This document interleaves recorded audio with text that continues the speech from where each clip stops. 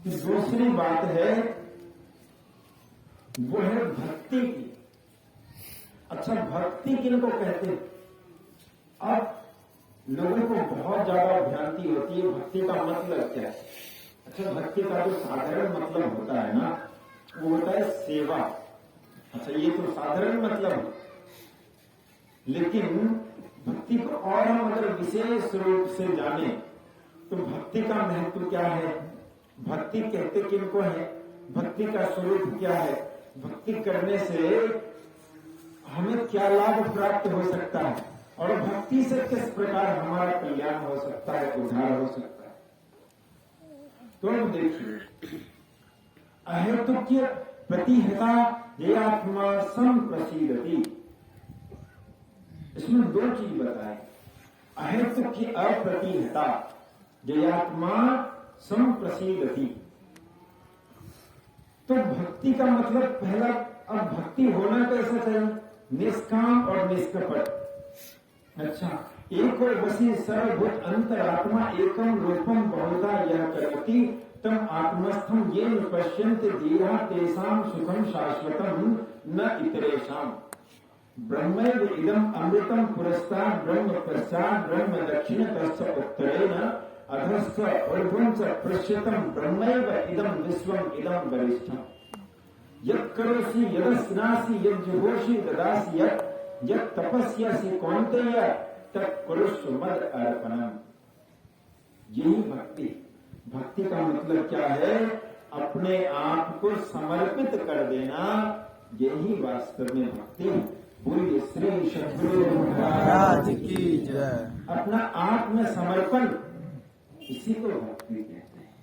और जब तक समर्पण नहीं होगा तब तक वास्तविक भक्ति हो ही नहीं सकती। वास्तविक भक्ति के लिए आत्मसमर्पण बहुत जरूरी है। अब देखिए, भक्ति हम हर क्षण कर सकते हैं, ऐसा नहीं है अभी कर सकते बाद में नहीं कर सकते, इस जगह पर ही कर सकते।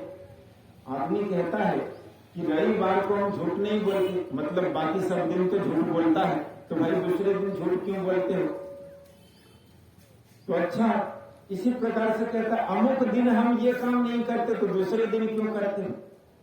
अब जो बाहर का, जैसे जो मंदिर है, हम उसको कितना धोते हैं, कितना सजाते हैं, संवारते हैं, पूजा करते हैं, उपासना करते हैं, पता नहीं क्या क्या करते हैं। लेकिन ये शरीर भी तो एक मंदिर ही है। देहस्था सर्व विद्यास्त्र देहस्था सर्व देवता देहस्था सर्व तीर्थानि गुरु वाक्य। यह शरीर भी तो एक प्रकार का तीर्थ है, एक प्रकार का देवालय है, एक प्रकार का शिवालय है। लेकिन लोग शरीर की पूजा कैसे कर रहे हैं? सिगरेट पीकर शरीर को चढ़ाए शरीर की पूजा कर रहे हैं, बीड़ी पीकर खैनी खाकर और सबसे शरीर की पूजा कर रहे हैं। बाहर में तो आदमी नारियल और बतासा लेकर जाता है, जल और दूध चढ़ाते, लेकिन इस शरीर को क्या चढ़ा? वही बीड़ी सिगरेट, यही जो शरीर में जो आत्मा रूपी भगवान है, अब वो इसी को स्वीकार करेगा? नहीं, इस शरीर की पूजा होगी। वो पूजा कैसे होती है? वो पूजा है भक्ति से। और जब हम इस शरीर की, अर्थात इस शरीर में इसी शरीर में आत्मा है और इसी आत्मा में परमात्मा है, तो इससे ये पता चला कि इसी शरीर में परमात्मा का वास है।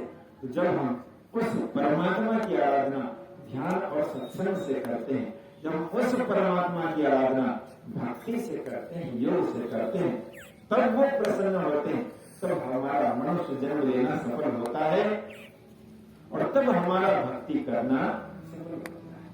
तो भक्ति का मतलब सेवा भी है, भक्ति का मतलब आत्मसमर्पण भी है, और भक्ति का मतलब बहुत कुछ है।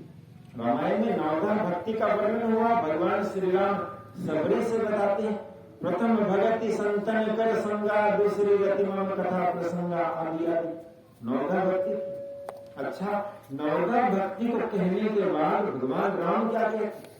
सबरी, इसमें से जिसके जीवन में एक भी भक्ति है वह इस भव सागर को तर जाता है, पर तुमने तो नवों भक्ति है, और जिसमें नौ का नौ भक्ति हो वो भव सागर को पार कर जाए, इसमें कोई संदेह है क्या? इसलिए तुम तो जीती जाती मुक्त हो गई, तुम्हारा वैसे ही उद्धार हो गया। बोलिए श्री सद्गुरु महाराज की जय।